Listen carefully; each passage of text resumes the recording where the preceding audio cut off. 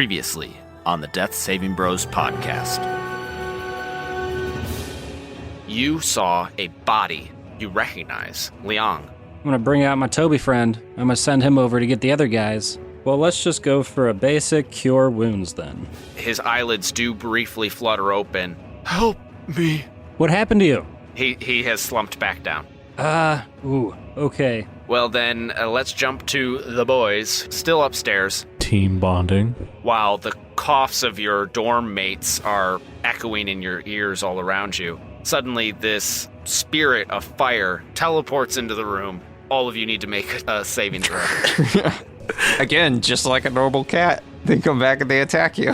All right. I kick the cat and I say, I'm coming. And I start to follow Toby. The three of you wind up getting to the Arcthanium atrium just as you see Milo raise his glowing hands and then cast Lesser Restoration. Holy shit, Milo's killing someone.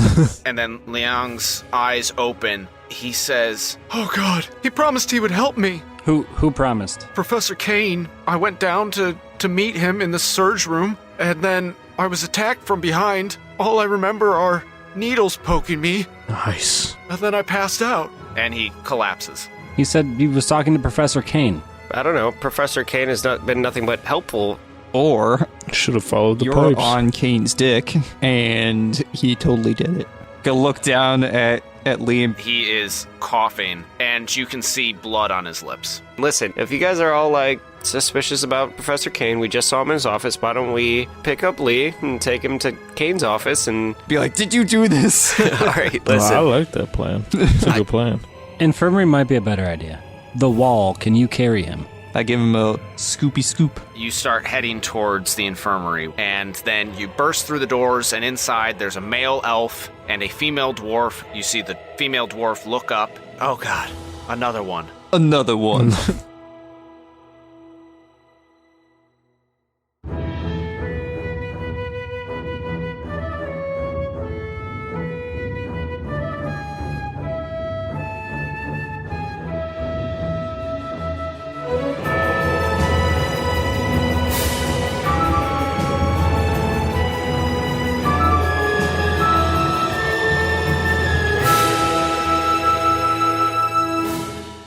Welcome to another episode of the Death Saving Bros podcast. I am your host and dungeon master, Paul Camper. With me today, I have Ben Renfro, Shut up.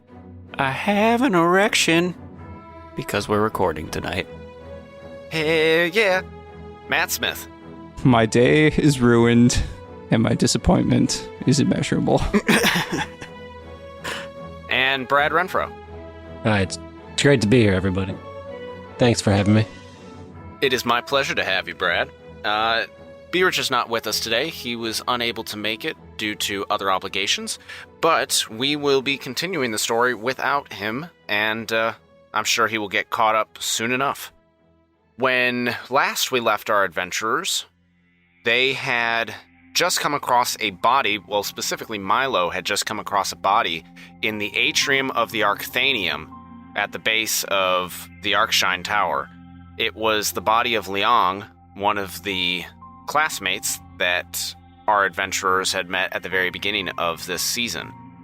Milo sent Toby, his fire spirit companion, up to get the others from the dorm room. They came down and all decided to take Liang to the infirmary, where, when they opened the doors, the two attendants, who looked really tired, really ragged, just went, "Oh God, it's another one." And that is where we're picking up today. So, you burst through the doors, you've got Liang in your arms. I don't remember who's carrying him. Was that you, Matt? Believe it was Wall. Probably? Believe it was you, Wall. Yeah. Assumably so. I would also like to raise the point that discovering a body is a weirdly obfuscating way of saying probably killed that guy. Milo did not kill Liang. Discover the body I saved it. as the life left his eyes in front of me. I saved that guy. I grabbed his soul and put it right back into his body. Oh, Lord. Oh, wait, yeah. Is this guy still alive? Like, he's stable, right? last episode, we had said that he was stable, but if you wanted to roll a medicine check just to make sure that Milo wasn't lying, you could. No, I think I also went up and like saw him alive because he was like coughing and talking. He said something. Oh, well, that's why we thought it, because he said something about, so it wasn't Milo that blamed Facum Kane. It was the student was like, yeah, Facum Kane said like to meet him down here for extra credit or help or tutoring or something like that. It was weird. He said death to Americans. But that's why we thought it was Kane, because I mean, obviously we came down and the guy said it was, or mentioned his name. Yes, that's correct. But I mean, if you would need somebody to roll another medicine check, I guess. No, I'll tell you, he's stable. No, but just believe me. you're clear for now, Milo, but it's nice. I did what I could. So, Matt's character, Thad the Wall, is carrying Lee/Leong. They burst through the infirmary doors, and you are faced with two attendants behind the front desk. One is a male elf, and the other is a female dwarf. They both look very tired. They've got bags under their eyes. They're shuffling papers back and forth, and the dwarf looks up and goes, "Oh, God's another one." Excuse me, what do you mean, another one? Half the school is now in the infirmary. Are they all showing up like this guy here? Not that bad. We need to get him back quickly though. And she runs over to the side wall, grabs a gurney, and brings it over and says, "Here, put him on this." Just be careful with him. He's only held together with magic right now. I kind of just casually toss him onto the gurney, like I would throw my phone at my bed at the end of a long workday. The male elf behind the desk comes around and says, "He's a patient. Show some respect." It's not my patient. Believe me, sir, that's gentle for him. He's not a gentleman. Well, thank goodness he's not your patient. My goodness, here. Are you his dorm mates? No. No, we found him lying in the atrium, and I slowly turned to look at Milo with squinty eyes again. To that point, no, we're not his dorm mates. He's well, obviously he's another student here. But his name is Lee. We met him at the beginning of the semester, but yeah, don't know what he was doing. I just found him unconscious and tried to save his life. Well, thank you so much for trying to save his life. Please come back with us. I'm sure that the doctor will have some questions. Absolutely. I have plenty of questions, too, for the doctor. All right. The male elf and the female dwarf start wheeling the gurney through double swinging doors, and you enter into a long white hallway that is bleached clean. Behind all the doors, you can hear people coughing. They wheel Lee all the way down to the very end, and as you guys are going, you pass by a bathroom. Dixon says, "I'll be right back. I gotta drop a deuce." That's what you got for us? That's what he sounds like? He just got deep voiced, and It's somehow so much worse than just not acknowledging him at all. hold on, guys, I gotta drop a deuce. He's gonna go into the bathroom stall and shit for the next hour. And that's how Paul gets rid of people. My goodness. Hopefully he finds success. I was going to say, you couldn't have said one of the people coughed on him and he had to stay here? Well, no, and I'll tell you why, because when you get down into the final room, We get coughed on.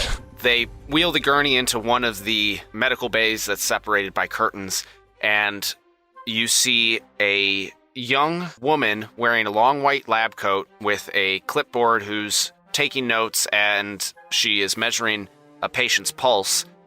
She has the pointed ears of an elf. Her fingers are long and slender. She's wearing a black turtleneck and half-rimmed glasses.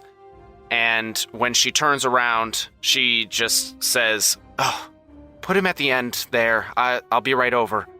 and you notice that she has very long eyelashes and that she is very young. When she turns around, you hear an audible ping from the lower part of Thadward's shell. My trunk goes erect.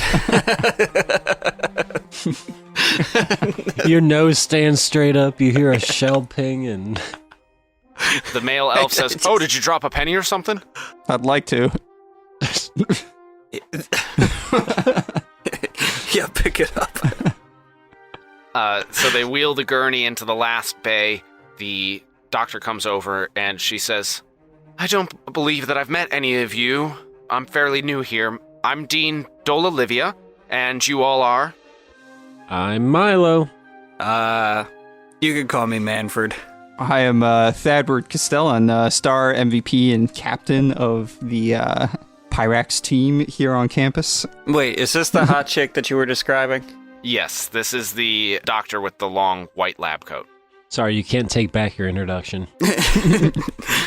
And I'm also known as the Ivory Alchemist, too. Don't ask why. So I suppose I'll be seeing both of you in here, one of you for Pyrex-related injuries and the other one probably for messed up alchemy. Well, here's the thing. You might see me, too, for Pyrex-related injuries, because I'm also a part of the team. That's good to know. And who is our patient here? Is he one of your dorm mates? No, we just found him unconscious and thought this was the best place to bring him. It's a very wise decision. Namaste. Yeah, he's a rocket scientist, as you can tell. How smart of him. Ha ha ha. I'd like you to know I carried him here. Very gingerly, because I was very concerned about this patient. What's everybody's passive perception? 11. 15. 17. Yeah, you all notice the male elf roll his eyes, like the most exaggerated rolling of his eyes as he leaves the room. Oh, he'll be getting it later. I chuckle. Dean Livia says, "Again, thank you very much. Now, let's take a look at him, shall we?" And she starts measuring his pulse. She's looking at his eyes. She's inspecting his body for any apparent injuries and says, "What do you know about him? You said you found him unconscious. What's his name?" His name is Liang. Liang. All right. And you don't know anything else?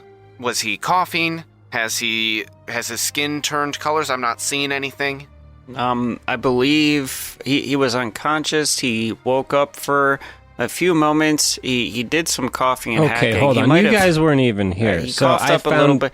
No, we came and helped. We actually, so this man is actually a suspect, I think, in the reason why he's unconscious, for one. So, shh.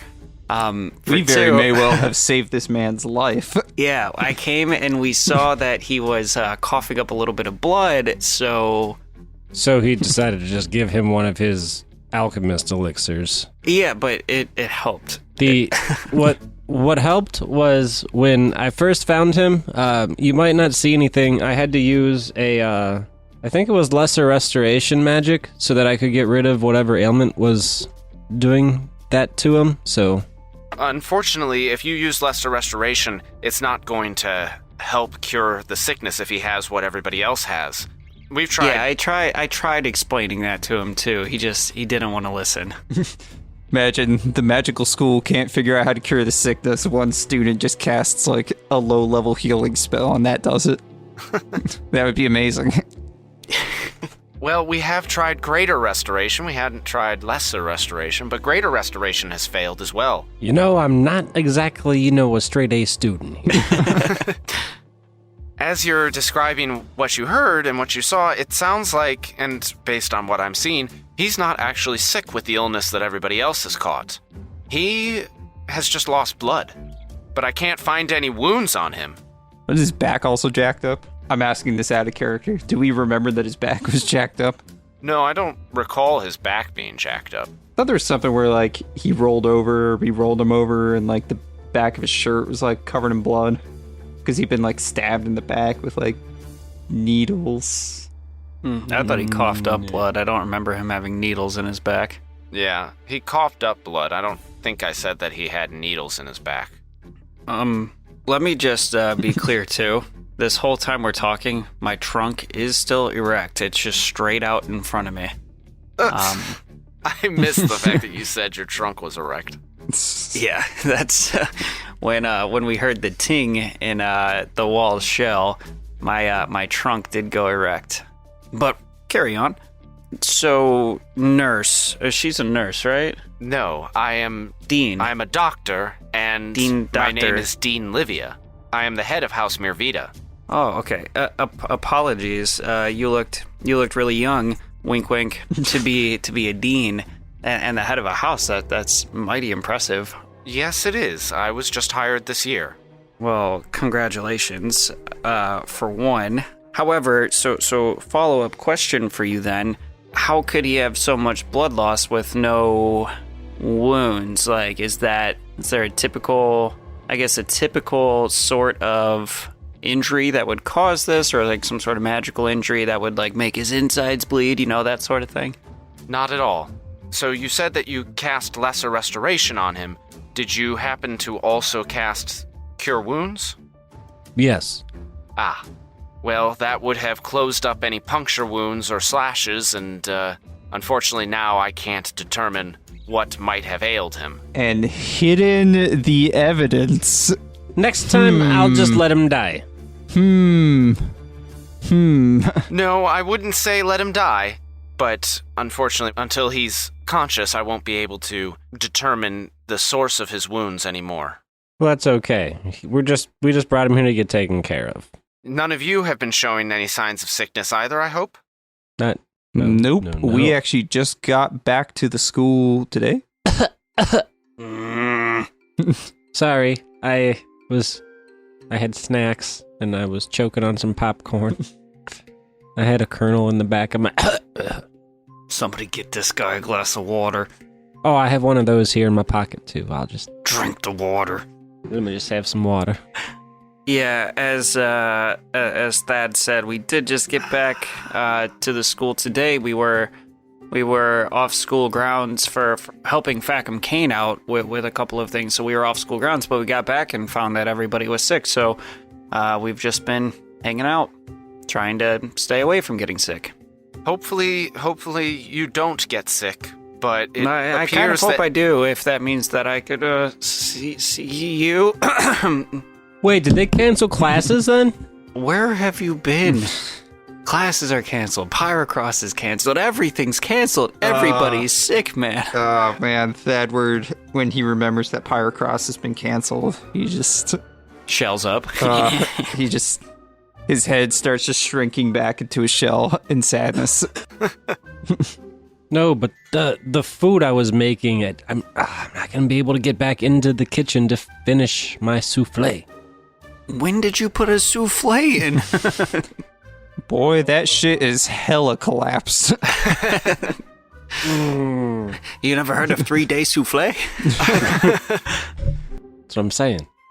Dean Livia says, they have canceled classes in Pyrocross for now. I'm sure that at some point they will need to restart lectures just for the students that are not sick, because a handful aren't. But just keep an eye out for the sickness. It's spread so quickly that we haven't been able to figure out how it started, and it doesn't appear that transmission is airborne. So if you start coughing, if you notice flu-like symptoms, or if your skin starts to turn ashen gray, definitely get yourselves here as soon as possible. It's not airborne, so please tell me it's sexually transmitted, and that's why the entire student population is cooped up. Except for us. Damn. We weren't here during sex week. Damn it. We missed it. I can't rule out sexual transmission. However, considering that the entire student body, or at least 75% of it, appears to have this illness, I'm guessing that it's not. So sex is safe still? Good to know. Anyway. As long as you use protection, it is safe. I'm a turtle. I'm always protected. One more question, Doctor. Yes. Did it hurt? Did what hurt? When you teleported from the celestial planes.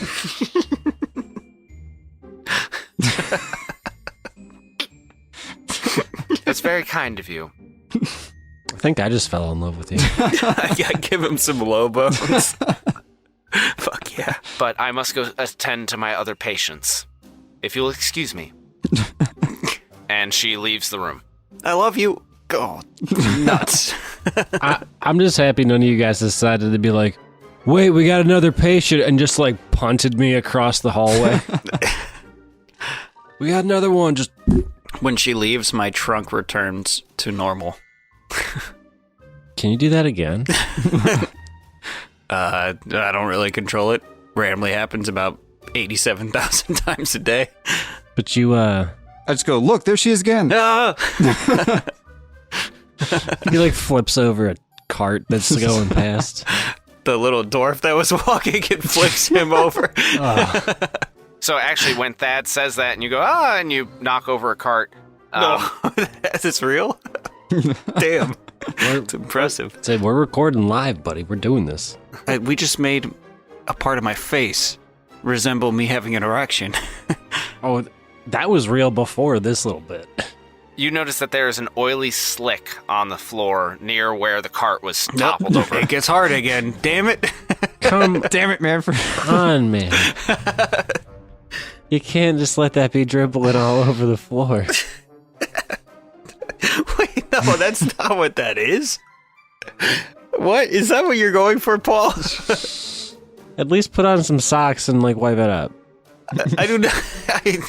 Listen, it was a stretch saying that my trunk gets erect at the same time that I do, but now that I splooge out of my nose now, that just doesn't seem right. That's where, you know, we're... Wait, you're telling me that's not how you elephants reproduce? We're stretching this more than stretching taffy on a hot summer day. I thought your nose was under that thing. Oh my goodness. This is stretchier than my grandfather's balls right now. This is too far.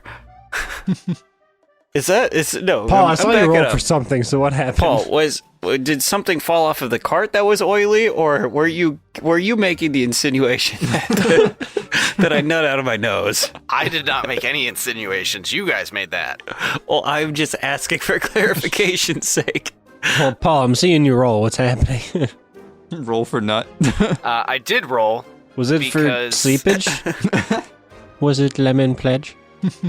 Manny, since you're the one that knocked over the cart, you're the one closest to it. Does a 13 hit your armor class? It shouldn't, and it does not. All right. You notice that the oil has moved. Like, is the floor not level and it's moving, or is this like a living...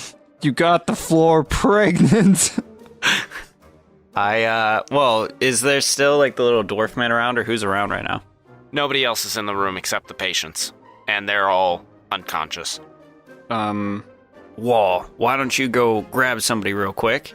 Go tell the people who are working at the front desk that one of the patients came out and was mad and accidentally knocked over this cart, and then we were able to put him back down. But go tell him that the cart spilled. And in the meantime, I'm gonna pull out one of my vials and try to like scoop some of this shit up and cap that vial.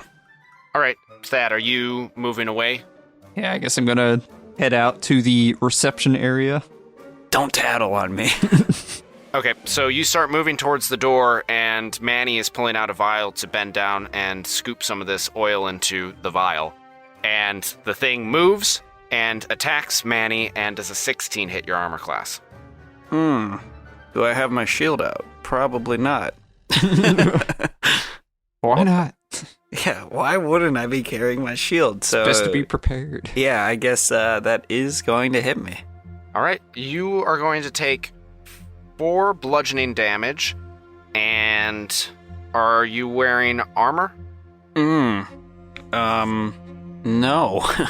Okay, so then you're also going to take another 7 damage that is acid, as you realize that this oil slick is not, in fact, an oil slick. It is an anthropomorphic gray ooze. And I need you all to roll initiative. 8. 18. 12. It's amazing how often 12 comes up. Yeah, it really is. Okay, perfect. So the ooze is going to go first, and the ooze is going to attack Manny again, Naturally. rolling a 14. That's gonna meet, unless I was able to, after it attacked me the first time, use a bonus action to take my shield out, but I'm gonna No, guess you not. would have been surprised by it. Would I have been? Oh, I can't. I don't think I... surprised, not frightened, huh? Damn. Yep, surprised. So you're going to take another 8 plus 6 is going to be... You're shitting me. Really? And then add another 1 to that, so it's actually 9 plus 6 That's is fine. 15. That's fine. I'm dead. You know, that's real great here. You're down already? So far, yeah, literally, I had... I told you, I had 33 health. Toby blew up and did 9, so I was down to 24. And then this past turn, you guys knocked me down. That was 11, so I was down to 13. And then I'm hit again. I have not had a chance to make a single move to defend myself against any of this. And yeah, so I'm down. And I don't think I have... No, probably would have never had time to take a healing potion. Let's see, what else do I have? Anything that makes me get up? No, there was no checks for me to do. Looking at Yeah. at No, that. I'm dead. Thanks. Not dead, just down. So, Milo, your turn. Fucking black ooze out of my nose, and it kills me. Oh boy, I can't. Did I already move away before this happened? Yes, you did. So you are currently 15 feet away. Please tell me that the dean doesn't see this. This is rather embarrassing. Or actually, you're probably more like 30 feet away, but either way, you're within range. But Milo, it's your turn right now.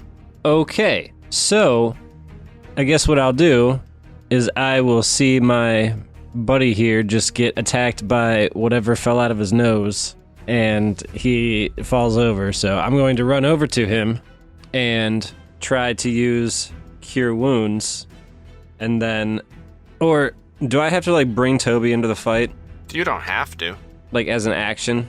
Oh, yes, I believe it is an action to summon him. Okay. Because I didn't know if we just determined that he's just, like, always there or not. He's not. He lasts an hour, Okay. and you can summon him twice. So you have already summoned him once today. But, you know, as we're doing, like, flavor text, I just kind of let you have him around. But in this case, it is mechanically necessary to track how many times you've summoned him. I see. So I guess instead... Or actually, you know what? The amount of time that it would have taken for Toby to run upstairs, grab everybody, and then follow you guys, you can still have him out. That would be inside an hour. Okay.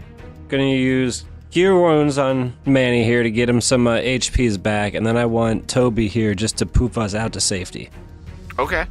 So, how close do people have to be in order to teleport with Toby?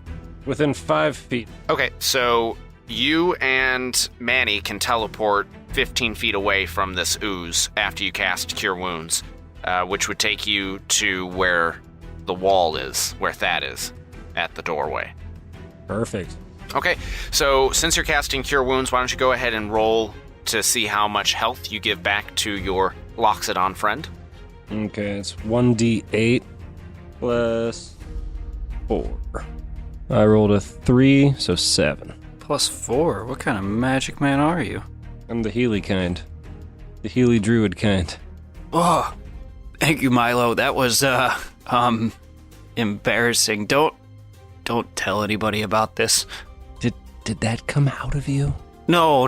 That was not out of me. That's And terrifying. it What doesn't. happened? It doesn't attack people once it comes out. Is this elephant puberty?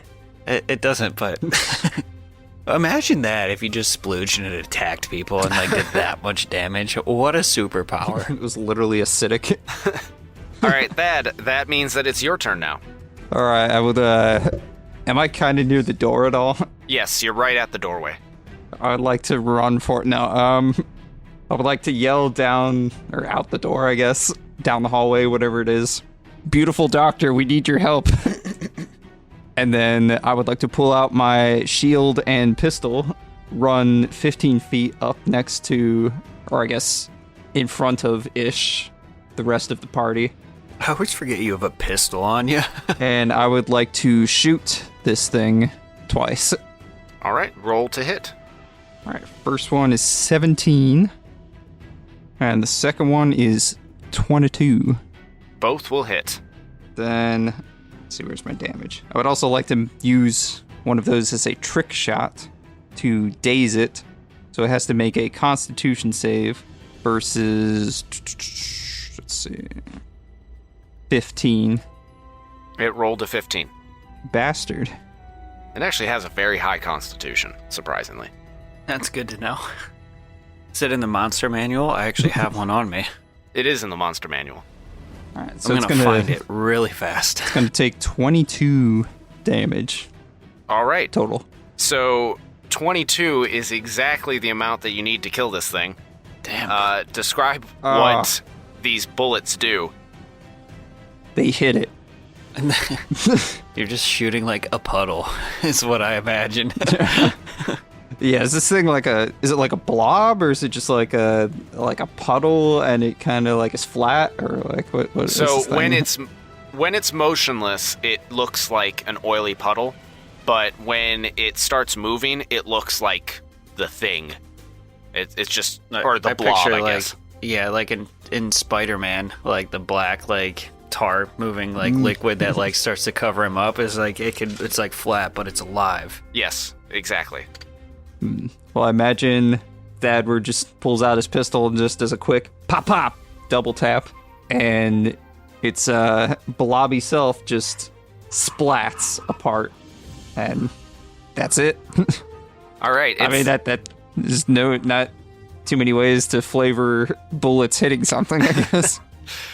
The bullets hit this thing, it splats, making like you just dropped a can of tomato sauce on the floor and it's splattered all over the floor now. But you can see that the bullets that you shot into it are corroded and have started to pool from the acid once it struck this thing. Good shooting, Wall. Why, thank you.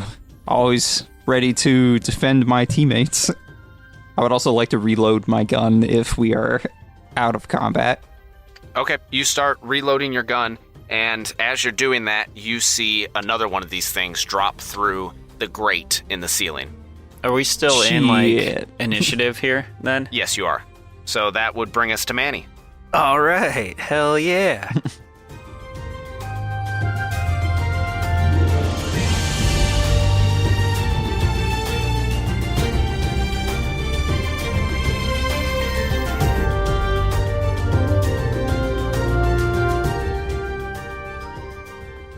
We are back on track with another episode. I am your Dungeon Master Paul, and I want to thank you for sticking around while this one posted. We sure hope that you're enjoying this adventure in the Arcshine Infirmary. As we mentioned last week, we are announcing our 10-episode giveaway on this, our 10th episode of the Arcshine campaign. So, let's jump right into the details of that, shall we? This giveaway will feature our brand new t-shirt design, inspired by Dixon's favorite band, Thy Apothecary Courtship. If you haven't seen it yet, head over to redbubble.com and search Death Saving Bros to get a look. It's awesome, it's emo, we love it. So we'll be giving one of those away. Additionally, if the winner is located in the US, we will also be able to ship a set of sharp edge resin dice. Unfortunately, shipping costs are just a little too high right now to make both available internationally, but we still wanted to make the giveaway available to as many of our listeners as possible. So, in order to enter into the drawing, you'll need to check out our Facebook, Twitter, Instagram, or Patreon feeds to get a link to the entry form. Once there, you'll need to fill out your information and answer one all-important question. And here's a hint. You'll know the answer if you're listening to this episode. You've already got a leg up. The giveaway will be open until August 14th, 2023 at 8 a.m. Eastern Time. Now, that's a weird time, but we want to make sure that we give enough time all around, and then we want to be able to announce the winner on our socials when we launch Arcshine Episode 11, and give the winner a shout-out in our next mid-roll. So again, to enter, head to our Twitter, or X, whatever the hell Elon wants to call it, Facebook, Instagram, or Patreon to get the link to our giveaway. Speaking of Patreon, a huge thank you to our current patrons. Those who have joined our Patreon at the $5 tier get a shout out at the end of the episode, but the following individuals have pledged to support us financially at the $10 tier or higher, so they get their supporter shout out right now. Ryan Cushman, Gene L. Jackson, and Gavin Knox. Thank you all for your support. And hey, if you're a listener and you're not currently a patron, maybe you too want to get your hands on some awesome extra content. We now have over 100 exclusive tracks available, including bloopers, pre-show banter, and extra episodes starting at just $2 a month. We'd love to have you over at patreon.com/deathsavingbros. Which brings me to my final announcement for this mid-roll. Our 2023 June fulfillment rewards for qualifying Shade Arrow patrons have been finalized. We will be rounding out the tabletop gear we sent in previous fulfillments by providing a Dwarven Forge painted cottage or Tudor set, a set of sharp edge resin dice, which is different from the giveaway dice, don't worry, and a tabletop miniature of Manny McQuaid. So keep an eye out on your emails for those to get shipped this month. And that's everything for this week. Just remember that the giveaway is only open through August 14th, 2023 at 8 a.m. Eastern Time. More specifically, Eastern Daylight Time. So, better to enter sooner than later. Without further ado, we now return you to your regularly scheduled programming.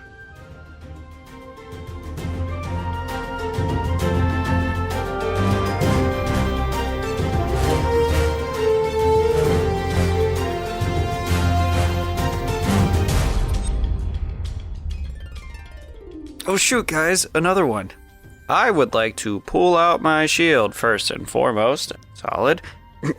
This is Commentate for yourself right there. Good job. this is always really tough because I need a better way of keeping track of like if I have a surge and how many surge slots I have like with each surge, because like I don't know if I'm like actively been keeping up with like erasing when I'm using stuff and like what I have. At the moment, I don't believe that you have used your surge for the day. Milo has used his. For the day. Is it like a daily thing? I have oh.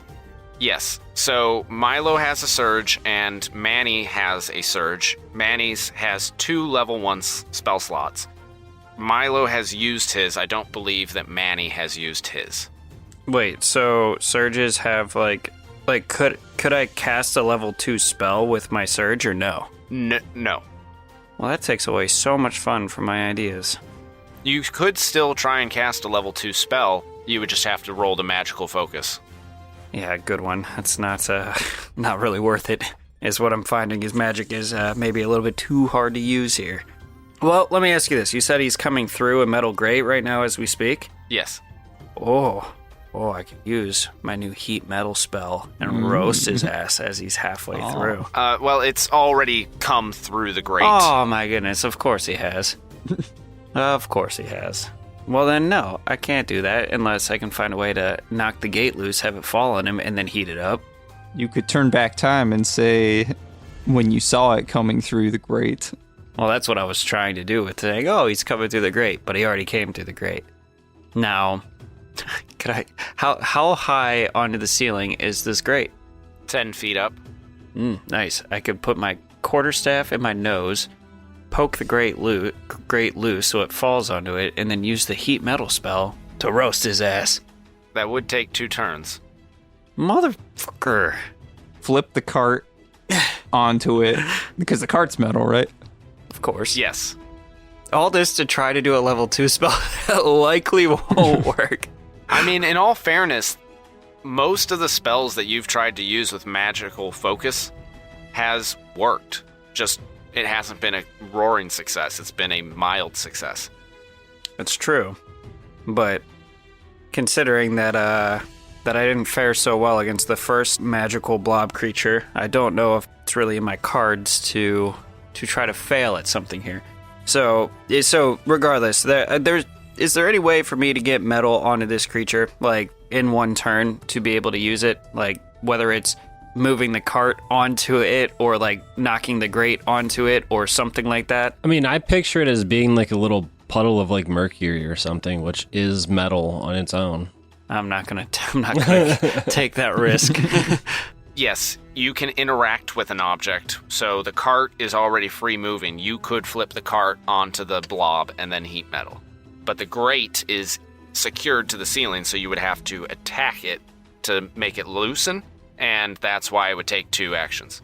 I picture like one of those basement ceiling tiles that you just need to like lift it a little bit and it would like fall, and all you have to do is like jostle it.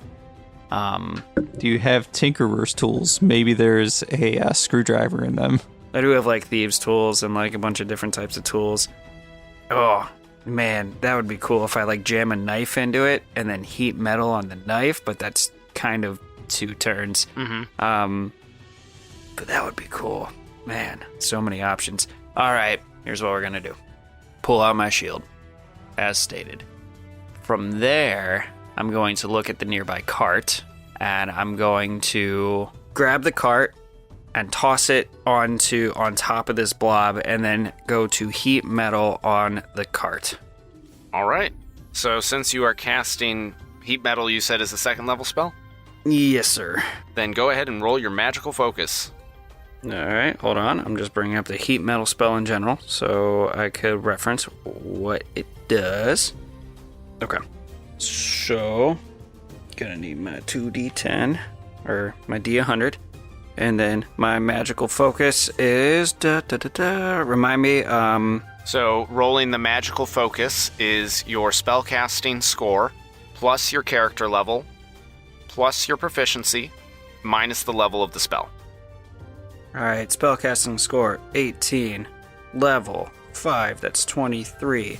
Plus proficiency is also 3 is 26. Minus 2 for the level is 24.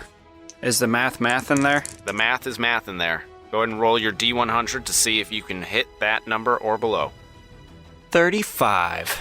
Oh, man. So that is a failure by 11, which means that it will still work just as half as good. It's a failure by 12. Does my honesty of letting you know it's a failure by 12 instead of 11 make you more generous to me? You said 35, right?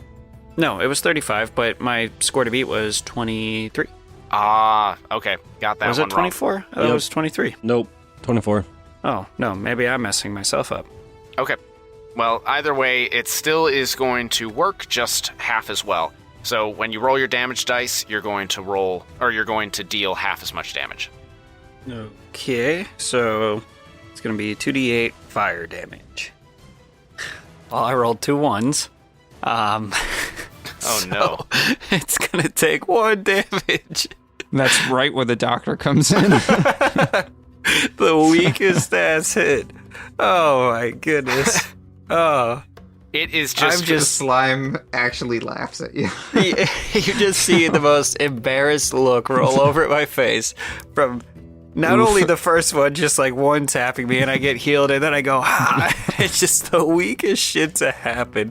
Like, I'm gonna tuck my tail between my legs and walk out of this room when all of this is said and done. That is going to bring us to Milo. Your turn again. Okay, so we're using fire. That might work, huh?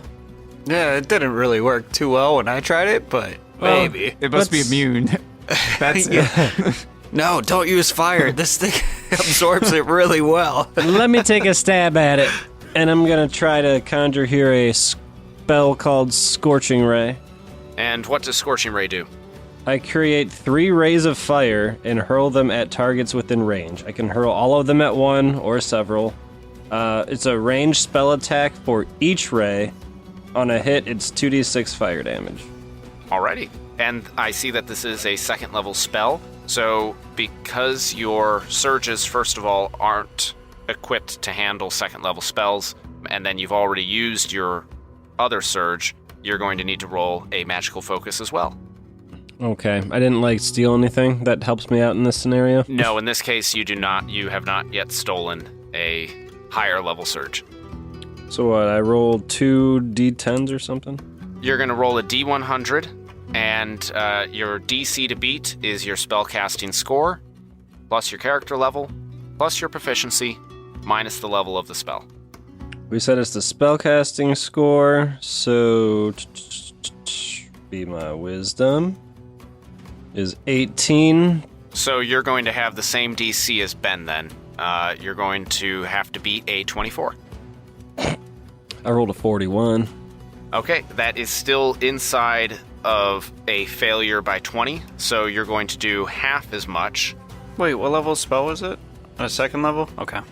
Now, here's where it says where I make a ranged spell attack for each ray. Do I gotta do this 3 times?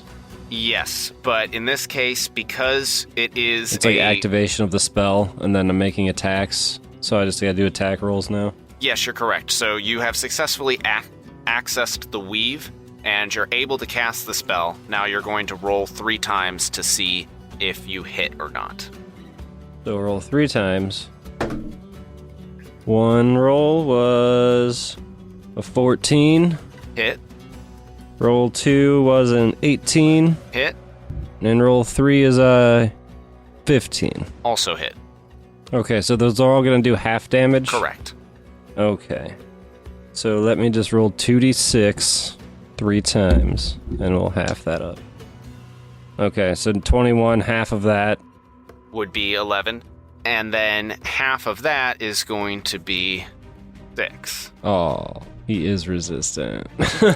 Milo, why didn't you listen to me? I told you he was resistant to fire. It wasn't working. Did you see how much fire I just made? Yeah, but it just didn't do what it should have done. I was trying to tell you. I don't know. He looks pretty hot to me. Ooh. His blood is boiling. Thad, you're up. Alright, well, he may be resistant to fire, but is he resistant to sustained fire? And I shoot him twice. That's gonna be a 19 Hit. and a 18. All right. Roll that damage. 22 again. Jeez. All right. Again, you send 2 slugs into this ooze, and the bullets corrode, the ooze splatters, and this time you get a little bit, on your face.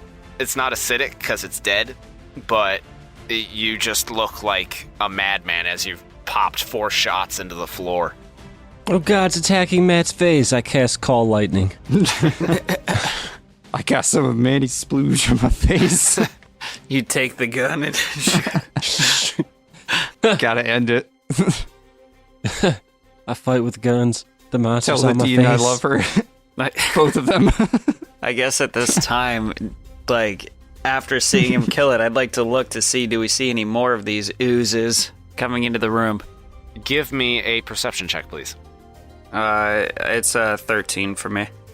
You do not see any more of these oozes. All right. Well, then, are we out of initiative then? Yes, you are. All right. I would like to reload my gun. Do you have to say that every time? I just want to make sure. So, next time I go to shoot something, Paul's not like, haha, click, click. Click, clack. How much ammo do you have, though? Enough. Magic bullets. I'm going to say that you only had enough to reload your gun once on hand, so you're going to need to re-up your ammo. You only carry 2 in the chamber and then 2 in your pocket. 2 spare bullets? You carry 4 bullets for your gun? I'm picturing because you're doing 2. Well, my gun holds 4. I was just topping it up because I thought we were out of combat the first time. Your gun holds 4 shots? Yeah. I was So picturing you're saying I have a fully loaded gun now and no extra ammo. Correct.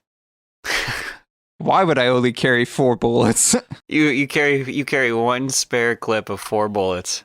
Because you spend all your time pyrocrossing and not enough time being... Do I have extra bullets Yeah, they're just In our dorm? Our dorm room looks like a Is that military just- bunker with just stacks and stacks and stacks of bullets, but you only take 4 at a time with you. Are you saying I'm just like, while I'm walking around the school, I'm not like strapped as fuck? when you open your locker, just like cascades out just bullets. Every time. Then you sweep them to the side, close the locker, and the same thing happens the next you time. have to like lay the locker down so that it's flat, and then you put all the bullets in, close it so that it doesn't come out. You might want to consider letting Milo carry some of your bullets, considering he could carry all of them. I can carry your bullets in my pocket if you'd like. I actually can have a magical bag of holding too that I could carry like all of your ammo with us. That'd be sure something we I've should got talk about later. I've got a bag to carry all of my other, like I could carry like, No, you know, look, my water skin and my 50 foot of hempen rope. And you look at all your my other equipment shit. list, you have all of that, Why? but you don't have any ammo. Why would I not bring the one thing I need to actually do my attacks? The reason why is because you're just not absolutely strapped walking around the campus, but only 4? you're not an idiot and therefore have a second set of bullets, but you can easily get more bullets from the whack. Only 4 extra bullets, though. Wait, do I have to go to the whack, or do I own bullets of my own? We will say that you have to go to the whack in order to re-up your bullets. Can he buy more and just keep extra? Like, Yeah, of course. So he could buy like 100 bullets and Can keep some in I- his room? Yes. Well, I can. That just seems silly that you haven't done that yet, then. It's the beginning of the new year. And don't forget that he was also using his bullets in practice, and he was using bullets on the road, and so it's time to re-up the bullets. That's fine. Pain. That's interesting, and we love it. Thanks. I'd like to know if the doctors at this infirmary can heal us, or if I have to try to burn another spell slot. Yeah, is this like a Nurse Joy situation from Pokemon where I can just walk up to the hot nurse and she'll just like...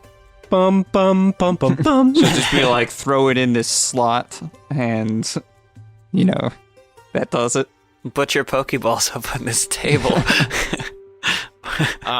At this point, the male elf, the female dwarf, and Dean Livia all come to the door.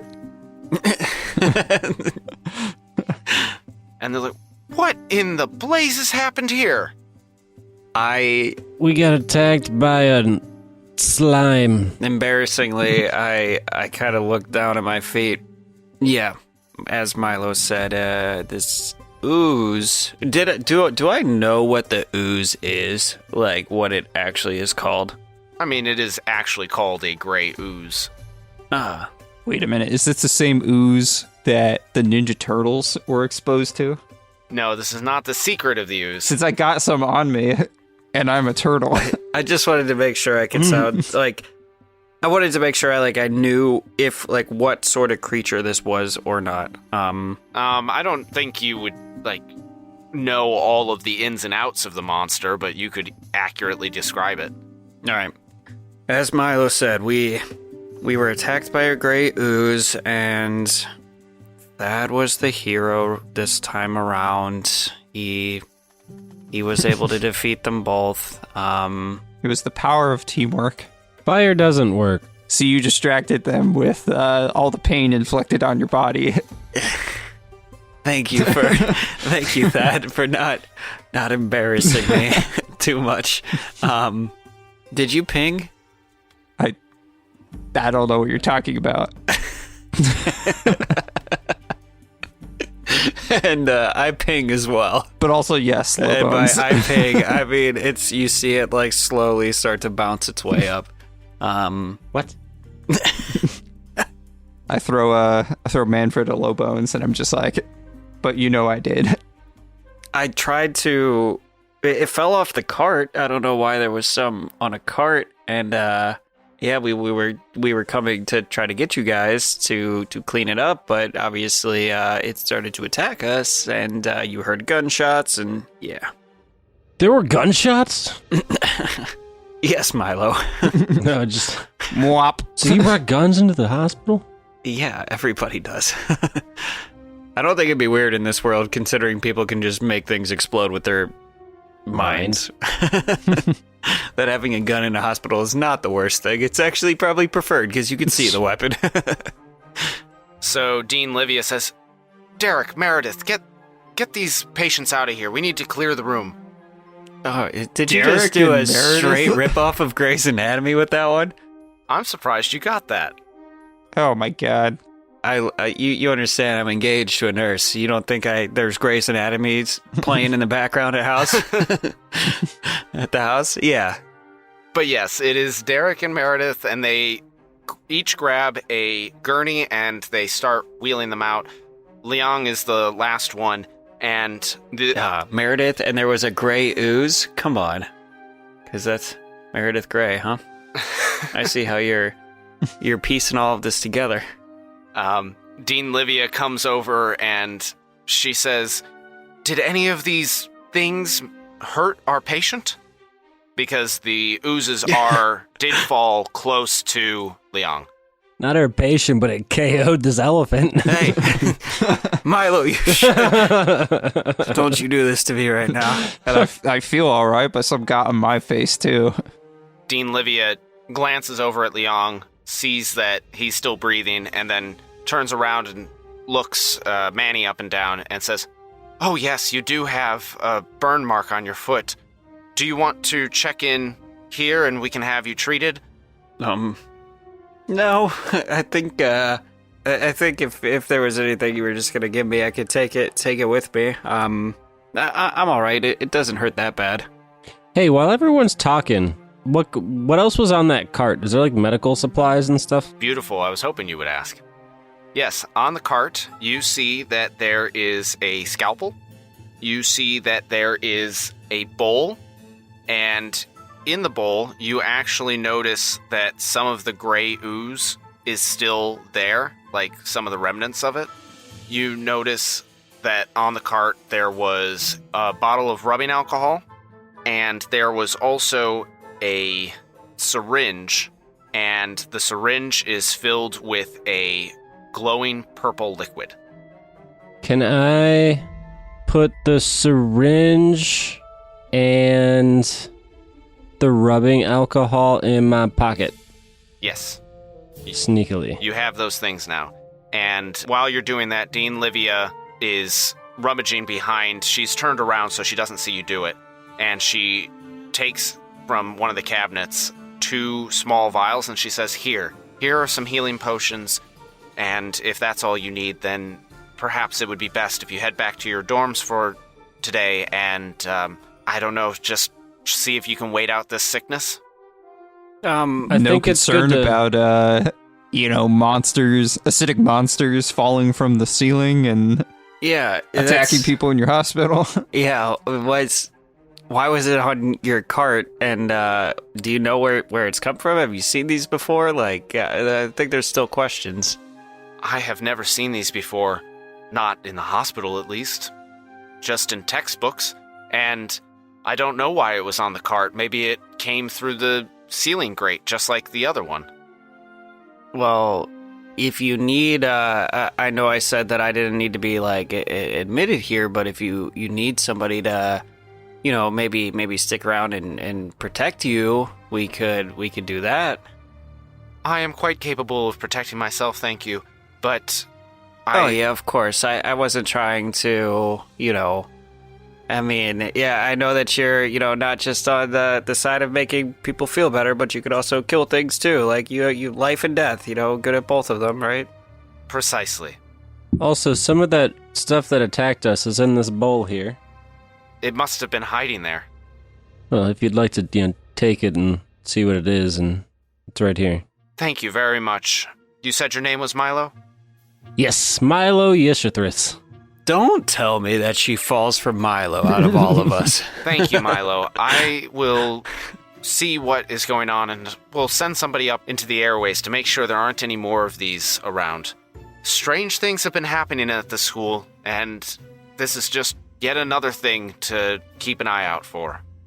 I guess, I got yeah. I don't really have a response there. Trying to play the awkward elephant in the room is sometimes hard. So she says, "Is there anything else?" Well, I don't know how much you know about turtles, but we could hold our breath for an hour. Just thought I'd throw that out there. Fun fact about our biology. Good for you. Did you know that my trunk can lift up to 60 pounds? Turtles also breathe through their butt. I cough, but you don't see my mouth move. Dean Livia goes over to Liang's gurney and says, "I think it would be best if I get Liang to safer quarters and see to my other patients. Good day, gentlemen." Good day, madame. I love you. And she's I already said out that of the like room. after she had. Yeah, that's yeah. Thank you. I'm not trying to be weird or anything. I'm not trying to come on too strong or move too quickly. I think she likes us. But I think I'm in love. That went well. And here I am thinking I made a killer first impression, although I know that it wasn't. Although I know. Deep inside, I am highly embarrassed, but on the outside, I feel like I did good. But on the inside, I know I didn't do good. So what were we doing before? We have to go talk to Fagum. Yeah, that's what we're doing. Lee's in good hands. We got oozed on. Everybody has full health and is feeling great, right? Yeah. Yeah, we could go talk to the professor. But I'm telling you, it couldn't have been him that did this to Lee. I've been trying to say that all along. I don't know why you guys are pointing fingers over here when there's obviously crazier shit going on at the school. Maybe he drank the ooze and it melted his insides with acid. How much reach did you say your trunk had? Like 5 feet. So that's how far up his ass you are. Got him. I'm just saying, like, I don't want to entirely rule it out, but like, I don't know, he's been nothing but good to me. But fine. We'll go just to hopefully show my case. And yeah, I think that's where we go. All right. You guys go to leave the room, and just as you do, Dixon walks up and says, "Did I miss anything?" And that's where we're going to end the episode. No. We don't tell Dixon a goddamn thing. He cannot know that there is a hot-ass doctor that works here. That's too much competition. Well, I hope that you guys enjoyed fighting the ooze, the gray ooze, in the hospital where Meredith and Derek work. That's so... Fuck you, Paul. That's so, like, you thought you were doing such a clever thing. And it wasn't. It wasn't clever. We see right through you. Well, you guys also were giving me shit for not naming Professor Horsetus like Rorden Gamzee or anything, so figured I'd toss you a bone. Anywho. It's because Rorden Gamzee's a great name. Anywho, we hope that you listeners enjoyed this episode. If you would like more content, head over to our Patreon at patreon.com/deathsavingbros for conversational recaps, bloopers, and bonus episodes. If you would like to keep in touch with us in between episodes, you can find us on social media at Death Saving Bros on Twitter, Instagram, Facebook, and Reddit. I am personally available at HP Camper. You can find me at Benfro15. On most social media sites, you can find me at Ima_B_rad. You can follow Be Rich on the Death Saving Bros Reddit. And you can find me on the PlayStation Network as FATT-Smith. And to all those of you who are listening in your cars, in your homes, or wherever you may be, keep saving those death throws, and we'll see you on the next one.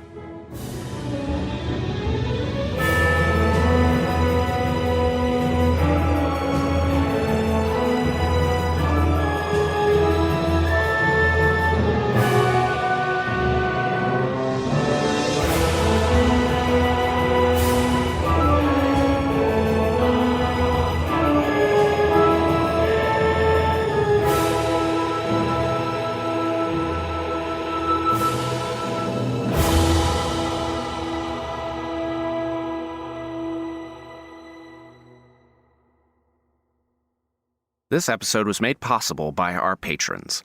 The following individuals have pledged at the $5 tier. Tad Corsi. Thank you for your support. Some of the sounds and background music in this production are copyright material. The song, The Dangerous Dole Olivia, is by Ivan Duke. This track is used with permission, all rights reserved.